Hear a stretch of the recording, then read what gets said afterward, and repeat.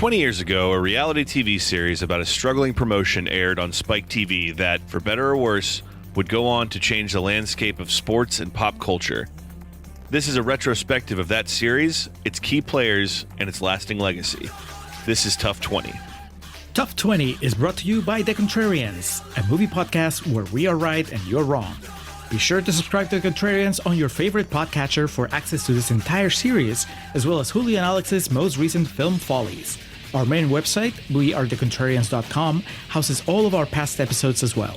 You can find The Contrarians across social media under the handle @ContrarianPrime.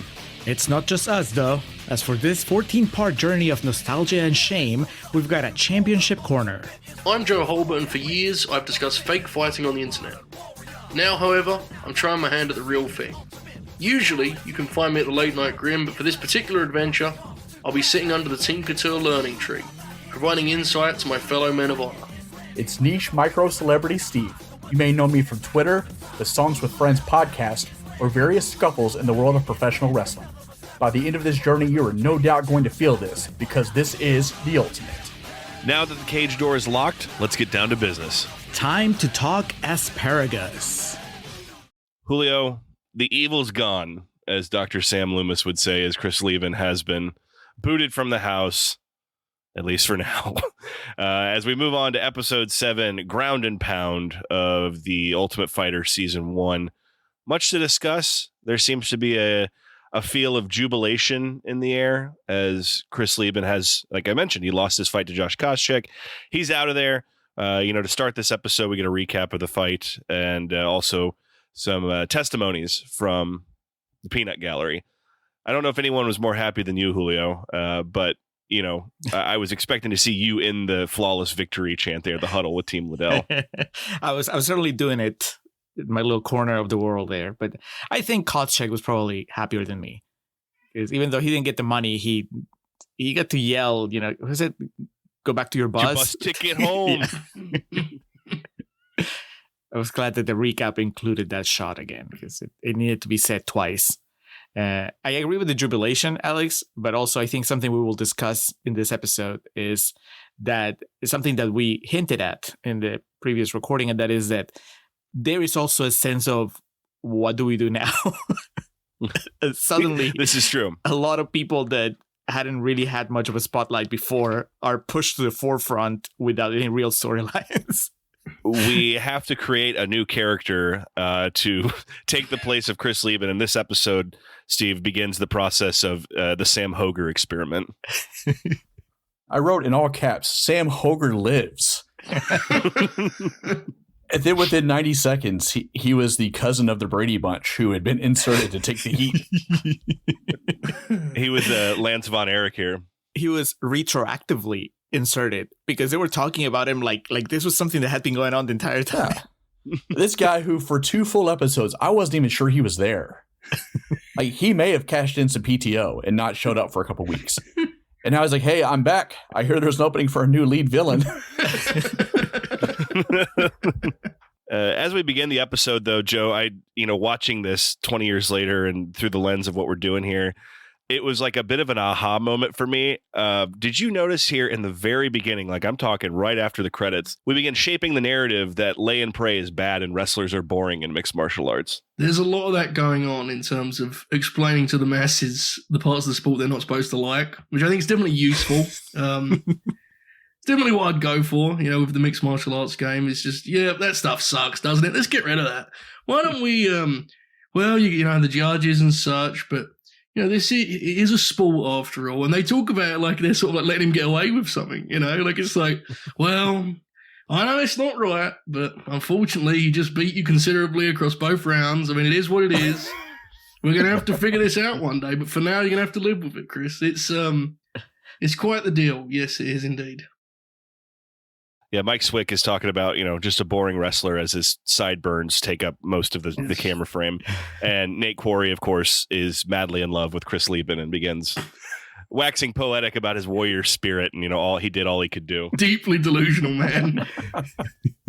The best part of all this is Stephan Bonner, in just one of his random talking heads, begins pontificating yellow cards in UFC. He's like, we need to penalize for stalling. And as you know, that existed in mixed martial arts at that point in time in Pride Fighting Championship. It did, and the question then becomes, did Stephan Bonner know that it did not exist in the Ultimate Fighting Championship? Because Stephan Bonner's not aware of a lot of things going on around him. Was he watching that entire fight like, where is the yellow card? What's going on?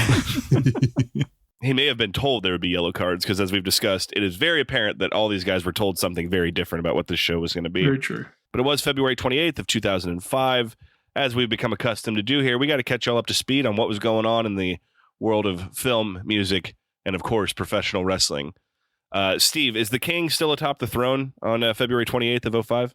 Super Mario is still in that castle holding it down. Let's see who his contenders were this week. Number 5, The Game featuring 50 Cent with How We Do. Number 4, Sierra with Missy Elliott back with 1-2 Step. Number 3, Green Day with Boulevard of Broken Dreams, which I really like to think that somebody used that as their senior graduation project song. Oh, definitely. More than one person. Oh, yeah. Number 2, 50 Cent with Olivia, The Candy Shop, which is a terribly vulgar song if you really listen to it. And number 1, The King, the God, the Man, Mario, Let Me Love You. Man, he is holding it down like he is Josh Koscheck in the Octagon, man. That's he's got the takedown on the scene and he's not letting it up. Julio, so far in this journey, we've been surprised with a lot of the happenings of the box office. What was the latest here towards the end of February? It's a wild time where you have movies that are just dumped because they know that they're not going to do really good business. So they just dump them in January, February. But you also get those Oscar contenders that are getting re-released. So it's a weird mix of like high art and also just like, I'm not going to say trash, but unpopular fare. So last time we had, I wouldn't call it a surprise hit, but Hitch was at the top of the list. It feels more like a surprise now, I guess, given the state of Will Smith in the industry. So will it stay on top? I'm going to tell you already. No. Number 5 is Man of the House. That is, I think, the Tommy Lee Jones? Tommy Lee Jones and is it Cedric? The other Man of the House? Isn't that movie based in Austin? Maybe. I don't know. Clearly, I did not contribute to its number 5 spot there. Number 4 is $1 Million Baby, which was number 4 the previous week. Number 3 is what I'm assuming is a horror movie called Cursed that just debuted that week. Number 2, Will Smith slides down to number 2 with Hitch. Number 1, Alex, you were probably working at the theater when this happened, and you probably have. Well, actually, depending on where your theater was, this might have been a blip or it might have been a massive happening. Number 1, Diary of a Mad Black Woman, which was huge when I was working at the theater. I was in College Station at the time. We were not ready for it. Like Tyler Perry took us all by surprise. It just, we had to change, like move prints, move it to a bigger house. And there was just like crowds in the parking lot. That happened with a few of his movies in Denton. Yeah, I remember like it was exactly what you said. We were not prepared for the box office supernova that was Tyler Perry in the mid 2000s. I don't know if he already made any before this one, but this one was the one where we took notice. So next time we were ready. But for this one, completely blindsided us. It was a massive hit. Took number 1, it just pushed away Will Smith. Will it remain number 1? I don't know. I mean, those Tyler Perry movies, I think they have usually big openings and then they peter down really quickly. So we'll see. Dude, are you ready for some information here on this movie Cursed? Tell me. Written by Kevin Williamson and directed by Wes Craven. So you have that pairing to begin with. This movie had the budget is reported between $40 million and $100 million. It stars Christina Ricci, Joshua Jackson, Jesse Eisenberg, Judy Greer, Scott Baio, and Maya. You remember Maya? From the Moulin Rouge music video. It was a box office bomb here and generated generally negative reviews. The poster is hilariously similar to the first Scream poster because that's how you make money, baby. And then I was right. I don't know why I know this. I've never seen it, but Man of the House, Tommy Lee Jones comes to the University of Texas at Austin to protect a group of cheerleaders that witnessed a murder. So was I right? Is Cedric in it? Let's see here. Tommy Lee Jones, Ann Archer. Arlie Ermy. Yes, looks like Cedric the Entertainer plays Percy Stevens at the University of Boston, Massachusetts. Boston, Texas. So that movie went triple platinum in the day room of the all-girls behavioral health unit I worked on at the time.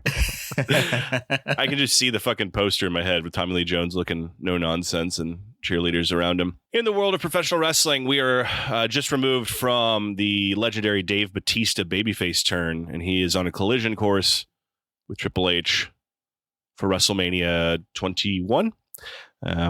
Leading into this episode of The Ultimate Fighter, Monday Night Raw brought us the Hurricane and Triple H ending in a no contest at 90 seconds. Off to a hell of a start there, boys. Chris Benoit defeated Muhammad Hassan, which, man, that's a very problematic match right there by DQ, because we were protecting Hassan, keep in mind. Shelton Benjamin, again, he's wrestled Snitsky like 3 weeks in a row. This is like in the GM mode on SmackDown when you're like all your wrestlers are injured, so you just have to run Snitsky versus Shelton Benjamin 3 weeks in a row. All right, you ready for a blast from the past here, Steve? In the Master Lock Challenge, Chris Masters defeated John Walters. Oh man, that match had a ripple effect, like on the industry, for such a shitty throwaway segment on Raw. Like jobs were lost, heads rolled, message boards were set ablaze because of this. Julio, John Walters was would you call him an independent standout at that point in time? He was the Ring of Honor Pure Champion going into that match. That was the problem. Was Gabe's like, hold up. It's one thing for Cabana to go on and do a job and cover his face the whole time. It's another for you to go on TV, tell us your name, and get your ass handed to you with no offense whatsoever. Well, it was the Pure Champion. He should have had multiple counters up his sleeve. It's a much different time. He went on to have RJ Brewer was his gimmick. He went on to work in Mexico after work dried up in the United States, and he literally had like a Trump gimmick 5-10 years before Trump came along. Like his thing was about border control and all this shit. And I went to a show, San Antonio, maybe a lucha show they did, and like the people there wanted to kill him. This was like in 2010, 2011, something like that. Incredible Alex moment there as he laid the groundwork and said, I went to a show. Hurricane Helms was on that show as well. So, full circle. Chris Jericho defeats Maven in 326. And in the main event, Shawn Michaels defeats Edge in a street fight in 1702. If I remember correctly, that's a really good match. Yeah, that match is a ripper. It's fantastic. All right, so the stage is set here for Ground and Pound. As I mentioned, we get the fight recap, the differences of opinions from those involved.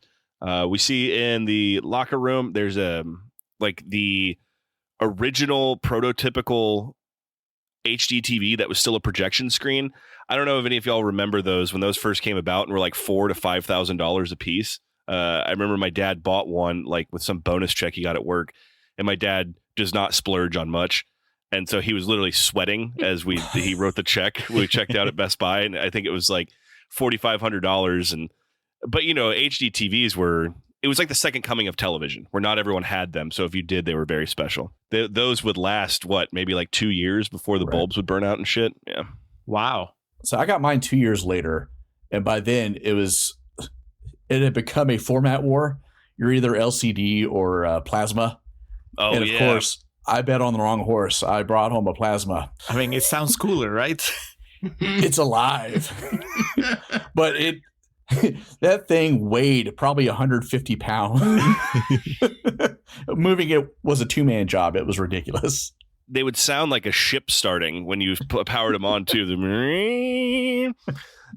So I was wondering where this HD TV was. As the pictures of Fabiano Iha in the background and the fucking physical media they have abound. I did want to circle back to last week. We discussed ratings here. This was just real quick. I meant to pop quiz you last week, Joe, on this. Can you tell me what the highest rated episode of Tough ever is? Kimbo fighting Roy Nelson. Yep. I meant to shoehorn that into the ratings discussion, but you're absolutely right. It was like 4.5 million people watched that episode. That season was a hit in general because the Rampage Rashad Dick gimmick was like outrageous, dude. Their trash talk, that's crazy. First non-title fight in UFC history that broke 1 million buys. There you go. And what a lame fight it was, huh? Oh, yeah. It started off like, holy shit, this is going to rule. And then it just became, what they conditioned us here to boo. He just held him down. Yes. He just wrestled him the whole time. Sam Hoger becomes the central focus. Sam Hoger does not seem generally likable, and they knew that, and they definitely frame it that way. And, his talking head here is like, my teammates don't care for me. I don't care. I'm not a bad person. Forrest Griffin drops an insult that I still use to this day, often to describe myself, but he says that Sam Hoger has real nice sausage tits. I've never heard before nor since someone refer to a man as having sausage tits. And then he can't figure out how to work a propane grill. Julio, do you know how to work a propane grill? I know how to YouTube the directions and follow them, usually to success. I don't have one. So you could be an Ultimate Fighter. Look, I know I'm more likable than Sam, so what I can tell you is I wouldn't be traded. Speaking of being traded, it's time for another member of Team Liddell to be moved over to Team Couture to even up the odds. Chuck Liddell appears to have not slept for the several nights prior to this segment and then sends over Josh Rafferty.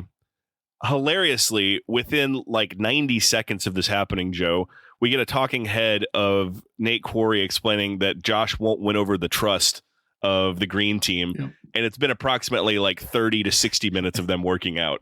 He's right, and you shouldn't mock him for that. This is serious business. Team Couture.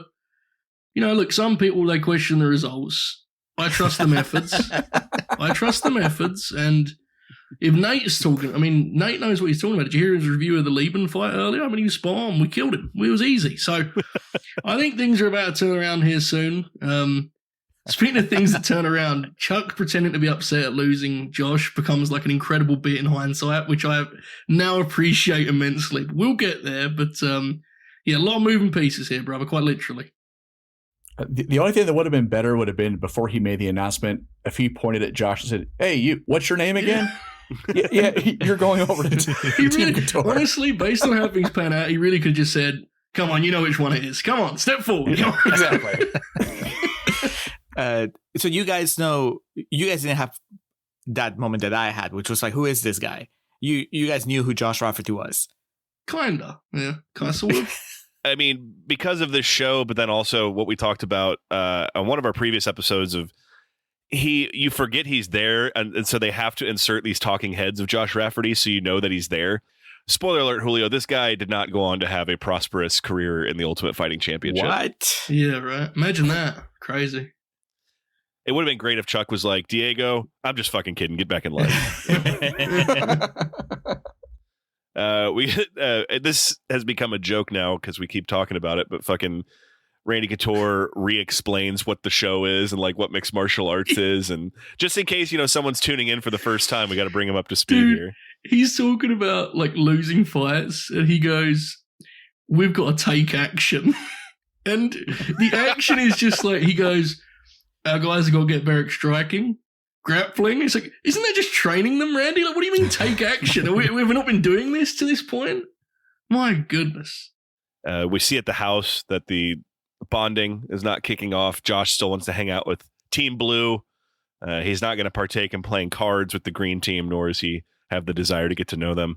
But before they even left the gym, he'd put the jersey on and then immediately took it off to go sit with Chuck's team. Like, he was not. Look, bro. He was not off to a great start. Ultimate fighting isn't a team sport. He said so himself. It is what it is. Yes. Can you blame him, though? Like, if you were in his position, would you be happy to be traded to the team that hasn't won a single challenge or a single fight? It depends. I would first read the book on the culture of Team Green first, and then I'd think about it. I think he's bummed because he knows what we find out quickly is now he is fucked. 100% the actual answer, yes. We get team challenges again, and returning triumphantly, Willa Ford makes an appearance wearing a shirt that has the UFC logo rhinestoned on it, in case you didn't know it was 2004, 2005. She made that shirt herself in the trailer with her bedazzler. She made one for Chuck too, but he hasn't worn it yet. All right, Steve, you know what time it is. It's team challenges, so you have to explain to us what the team challenge is. It's called The Ring. The ring, not even the octagon of the ring. That happened to be shaped like an octagon. So it's essentially a tug of war / capture the flag type situation where every member of the team was like belted to this thing, and they had to pull and tug and manipulate to get to the flags until they collected, I believe there was 5 of them. And the winning team who collected all 5 flags would get to dictate the next fight. And so these giant men, because this is a light heavyweight challenge also, these just burrowing gentlemen fighting, jockeying for position here. And it appears as though one of these men is not giving the same level of effort as everybody else. Sam Hoger, I don't want to throw him under the bus here. The rest of his team does that for me. But I could see at this point in the competition just being like, no, thank you. I don't want to do this. And just taking one off. That's kind of what happens here. But where does this rank so far amongst the challenges we've seen in terms of like grueling? It's not quite the obstacle course where they had to throw the medicine balls, but this we've mentioned this several times. They're so lucky more guys didn't get hurt throughout the process of this. Yeah, this was a great way to get injured, dude. This was ridiculous. But it was more entertaining visually, I think. Just seeing this group of people pushing and pulling and screaming at each other. I mean, there was something comedic about just this cluster. I've played some video games that are like that. Yeah, with all of these being in the sand, the footing is so unsteady. I was just about to say they're lucky no one broke their ankle doing this shit, man. Yeah, they never. The only thing I think worse than this one, as far as that component, is when they were literally going into the water and lifting the hungover Chuck Liddell above and below bars. And yeah, to Julio's point, this does just come across as funny because it's almost just like a dust up, like an Andy Cap fucking cartoon or something. And they're yelling and screaming, and the payoff is just these men grabbing a flag. I got it, and then pushing back and forth. Chuck Liddell here has not touched up the Lohawk in several days, and he looks like Michael Rooker because he's got like the hair just kind of curled on top, and there's one talking head where he looks so bizarre because Chuck is one of those guys that's committed to that bit for 30 years, the Lohawk. Yeah. So when it's even just a little askew, he looks psychotic. So he looks like Michael Rooker and Henry, Portrait of a Serial Killer here. Team Green ends up winning. So of course it's time to talk ball, talk shop, review statistics, stats, and figure out which fight's going to work out best. As Stephan Bonner sits there calling shots while eating an apple, like this dude knew it was his moment on television because the dramatic delivery he has, he'll take bites and then, draw out what he's about to say. But Joe, it comes down to basically he wants to fight Bobby because he thinks he can finish him and get the cash, right? It does. I'm not thrilled with how you glossed over Team Green getting that victory, which was like one of the most significant moments in the entire season, and they began to leap in the air. Trust the process, brother. I would like to note that Randy explained to the boys that communication is the key and paid off finally. But you're correct, a 6-2 victory, I might add, but who's counting? He was chasing a stoppage, but then it's a strange sort of logic because he goes in that direction, and then there's that moment where they ponder Sam and they say, no, we'll keep him in because I don't like him. And then it all comes back around, and when he actually makes the choice, I think the exact quote is, I picked Bobby because he's the most talented, which, I mean, I wasn't convinced, and nor was Dana, but we'll get to that in moments here. But that was an interesting logic. Stephan Bonner, I think, there's a moment, and I assume you all reached at the same point. I mean, I was kind of aware going in. There's a moment in this episode that is circled as the, Stephan Bonner is insane highlight reel. And I think this is where that begins to emerge. And, yeah, an interesting process for sure. We get a talking head of Forrest. I believe he's reviewing what he thinks is going to happen, and he's got his hands on top of his head, just kind of a relaxing position. And this is where you see how fucking deformed his arm is from that fight. I can't remember who broke it, but he brags about that he broke his arm in a fight and then went on to win, as was tradition at the time, as was customary at the time, I suppose. His hair at this point is it's like he lost every bet he could have, and they cashed in at once. It's like 1/4, 3/4 shaved, the quarter that's left is peroxided. And very early in this episode, his hair being so shitty and him changing it so frequently reveals continuity issues. There are times when his hair is kind of back to normal for a shot or two when they're in the gym. And then they come to the talking head and he's back to looking like he got gang violence. It reminded me of many years ago on Johnny and Kate +8, the husband grew a beard and he had to keep the beard for the next 2 months of filming so they wouldn't blow the gimmick. I believe in the biz they call that the Forrest Griffin rule because of the season. So do you guys think that Sam is a double agent? Because I think that's around this point in the episode where they really it builds up, right? They're saying that he threw the challenge, and he goes and he shakes everybody's hands on the opposing team after they win. Is he really? I mean, we know what it looks like, but in your heart of hearts, do you think he's just an idiot that doesn't grasp how it looks, or is he really aiming to get traded? A good rule of thumb, Julio, is if we're talking about an MMA fighter and the question involved is he just an idiot? More times than not, that's where you're putting your money, bro. I'm pretty sure he seems kind of quirky, right? He seems kind of oblivious as to how he's coming off sometimes. I mean, there's an incident coming up that's like baffling. But I don't think he's a double agent. I think he's just dumb, to be honest. Okay, so you don't think that Randy Couture pulled him aside and told him, look, this is how we win. Now you're convincing me on this, because now you're framing this as a sort of Randy tactic. Maybe he's known to have some great tricks up his sleeve. It's a good point. I hadn't considered that. I'll ponder this some more. Sam becomes a full-fledged character here. Koscheck is nowhere to be found in this episode, so they're testing different waters, so to speak, of which characters will resonate more. There's a moment at the end of this episode that pops me huge, and just in general, Bobby being mean to Sam is very funny to me, because Bobby, is I had forgotten until this episode. He fought Luden earlier, but when they show like the age, Bobby was like the old vet for this season that they brought in, and so like he obviously is just he definitely at the beginning of the next episode is just over it all. But just him talking shit about Sam, I don't know why, but it makes me laugh. And Sam's just sitting there all smug, and he's like he's not a tough guy trying to look tough. He has that like kind of just pouting scowl on his face, and doesn't work for him. We do get our fight announced. It is Stephan Bonnar against Bobby Southworth. We get a focus pull, which I marked out hard for. It goes from Bobby in the background in focus to Stephan, and I was like, "Fuck yeah!" The production team at Spike TV was watching some Hitchcock movies the night before this, and it was like, "Let's fucking go." Stephan, we got to do. He will become a big part of this, but I think now is the best time to talk about Stephan Bonnar in the context of the show, because he hasn't done anything up until this point, really. Besides obviously asparagus, and for some reason he cried when Luden Kincaid got knocked out. Stephan, and this is why his career kind of went the way it did, and he got the chances that he did. He's a very like charismatic and charming individual.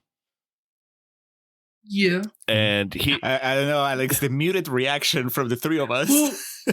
Well, I agree, but I think it's the type of charisma that is somewhat frightening when unleashed its full potential. He goes from being like a non-factor on this show to within like halfway through this episode, I'm like, good God, someone calm him down. He's not blinking. He's talking about what he's going to do at Bobby South. Well, he's just he's a very unique character for sure. I think the asparagus bit left a bad taste in my mouth. And it wasn't asparagus. Brunt. Yeah. He seemed so worked up about that, even though he was technically in the right, but it felt like an overreaction. And at the time, because it was so early in the show, it felt like somebody trying to, like, using asparagus to assert his dominance in the house, which made me roll my eyes really hard. And I haven't been able to shake that off. So whenever he shows up, I'm like, oh, it's that dude. And it doesn't help that the opening theme, like the opening credits, have that shot of him reacting to the asparagus thing. You know what I'm talking about? With the crazy eyes. So it's never been able to leave my mind. Going into this, I was like, look, I know it doesn't look good for Bobby because this is his second fight. It feels like you said, that he's the old guy. So I don't know. And Stephan looks wild, but I was rooting for Bobby. Mm-hmm. Was it the same for you guys, or were you uninvolved with the result? Something that bothered me looking back, because in later seasons, it was very much formatted like a tournament bracket. This is only the second light heavyweight fight, and Bobby's been in both of them. Yep. Yes. So it really feels like they're headhunting the old man at this point. Bobby had been retired for about a year and then came back to be part of the show. He's 34, 35. The rest of these guys are significantly younger. And I felt bad for him that he had to fight again, but at the same time, he's been a bit of a prick, and I was looking forward to him getting knocked out of the house. Yeah, the format caught me off guard too. I'd forgotten that was like the thing. I mean, I know that's why they're doing the team switches, but it is dumb. Like, Bobby just fought. What sense does this make? I don't know. The asparagus thing is just legendary. He does come off as a bit of a douchebag, but the line, "Don't play stupid. You know what asparagus is." That is immortal. All right, so it's fight time, boys. Bobby Southworth, 34, record of 8-3, standing at 6'2". Again, this is light heavyweight. Bobby did not have an issue making the weight this time. I think that's specifically because what I called out in a previous episode, when they would work out, he was already in like sweats and plastics and stuff. Right. Chuck's like, "You're not ballooning back up in weight. Cut out the Gatorade and train at 8 a.m. That's what you're going to do, brother." Oh, so when they were doing the training montage real quick right before they got to the fight, Bobby's big selling point was, "I'm in better shape now." And Stefan's was that, "I had a guy's tooth surgically removed from my knuckle once." Telling you, that's the point where it's like, okay, someone check on Stefan. Stefan Bonner, 27 years old, 7'1", 6'4", going all the way back to the first episode. We talk about Forrest Griffin and Stefan Bonner are the big boys of the light heavyweights on this show, and they are large men. It'll become evident how hilarious it is that fucking Mike Swick was in the same division with these guys in the show. So if you weren't sure that this show was a work in progress and they were calling it on the Fliz, there's now a UFC logo on the octagon. I don't know if y'all remember, like in the first fight, it was just bare. So someone was like, "Hey, we should probably put something in there to make it pop, a little bit." And now the octagon, there's no free real estate on it. Julio, they've had a couple of experiments gone awry. I remember one time they were sponsored by one of the lime beers, Bud Light Lime or Miller Chill or some shit. And so the octagon was like neon green to match like the color scheme of it. And it fucked up all the white balancing on the pay-per-view broadcast. And then I remember the fighters, some of them complaining that it was distracting, like, cause it was so like bright. Joe, what's the UFC 200? The entire octagon floor was like gold. That was a good decision. Gold was what they were going for. That would be a generous description of how that ended up looking, wouldn't it? It was ugly. Good God, it was bad. And then one time they did a blue. I can't remember why. And it wasn't WEC. The UFC did. But yeah, now it's covered in, MAGA and Miller Lite and all that stuff. So, but here we get just the classic logo, and it's time to fight. Joe, I popped hard when they showed Tony Weeks at cage side with his little notebook, watching the action and judging. Julio, at this point, we've seen submissions, we've seen knockouts, and we've seen decisions. So you have been versed in, the realms of mixed martial arts. This fight goes to decision. Spoiler alert. For me personally, I found this fight pretty entertaining. Was there enough to keep you engaged here? Yes, there was a lot more punching. There was a lot more dancing around. And I was not sure who was going to win. So there was that element. I think it changed as it went through. And that's something they discuss after when they're discussing the results, right? Like one of them had an upper hand at the beginning, and then slowly they lost that. I mean, I'm very interested to see how you guys, and I say this, I think after every fight, you who watch this, I was going to say for a living, how you judge this fight and if you agree with the judge's decision. Because I don't, but I'm a novice here. How do you read this fight?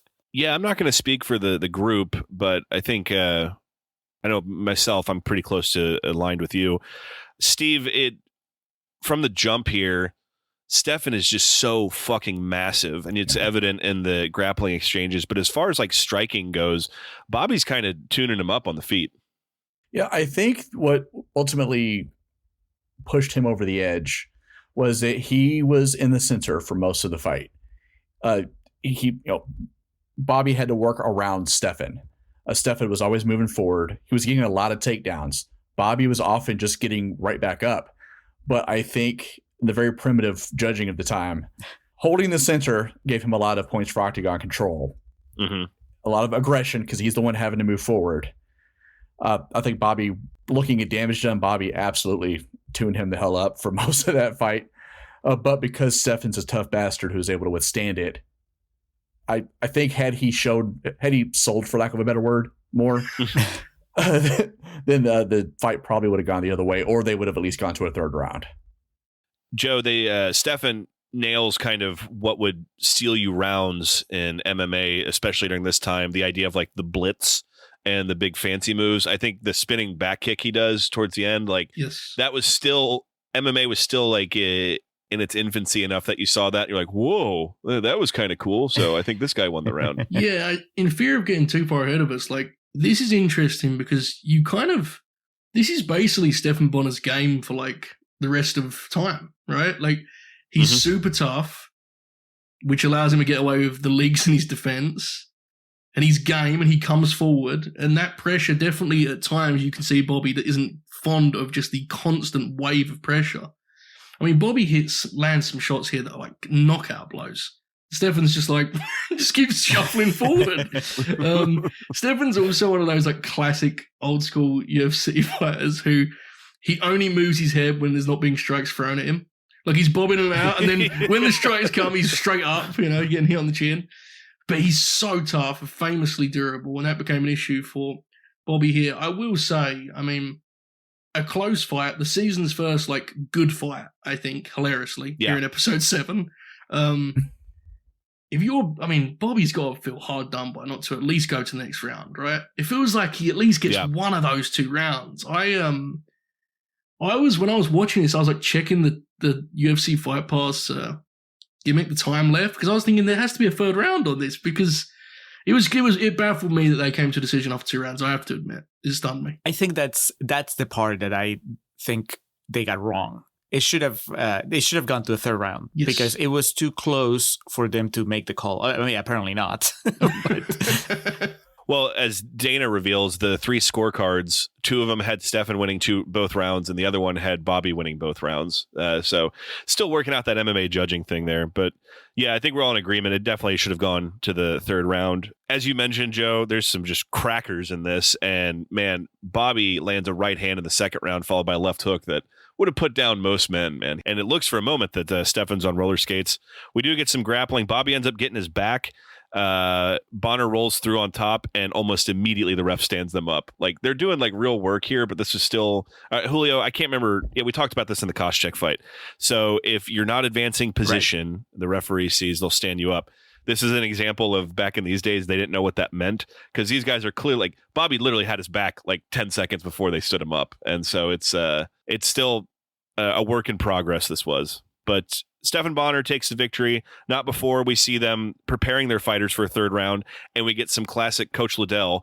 All right, so just go out there and whoop-ah, and he's just throwing his punches and shadow boxing in front of Bobby Southworth.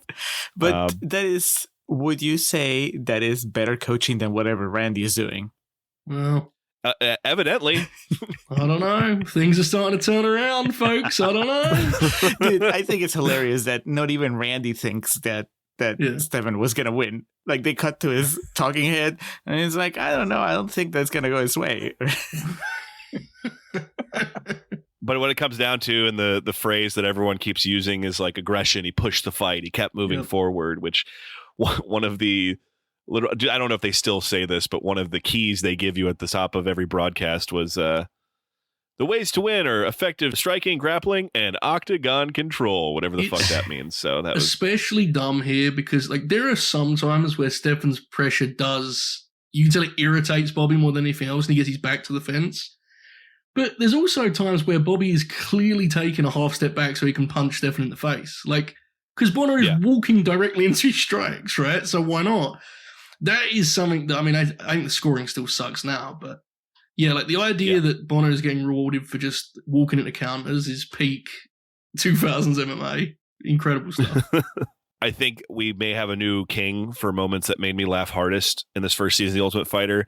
As a dejected and angered Bobby Southworth leaves to go back to his locker room, he just flips off Sam Hoger. He just walks by him and, unprovoked gives him the finger. And Sam's standing there. He does that thing where he like raises his arms and lets him down so they slap his thighs. He's like, what do I do here?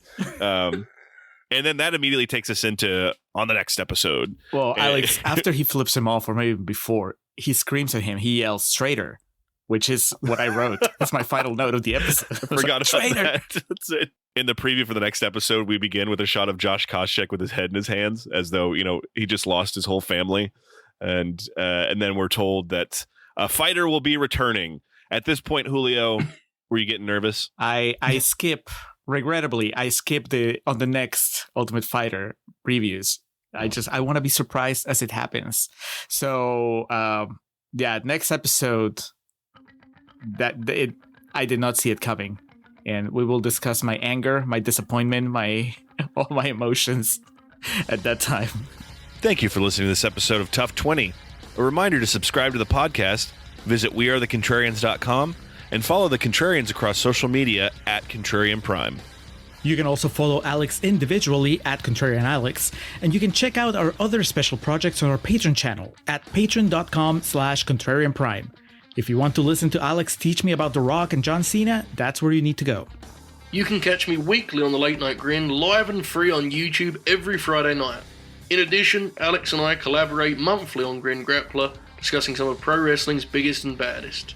If those grins are for you, check out LNG Gold, our YouTube membership plan that includes over 50 hours of exclusive content each month. You can follow me on Twitter and on Blue Sky at NotDrDeath. That's NotDreath. Or you can block me now and save us both a lot of embarrassment. Until next time, be sure to make your coaches proud and don't call anyone a fatherless bastard.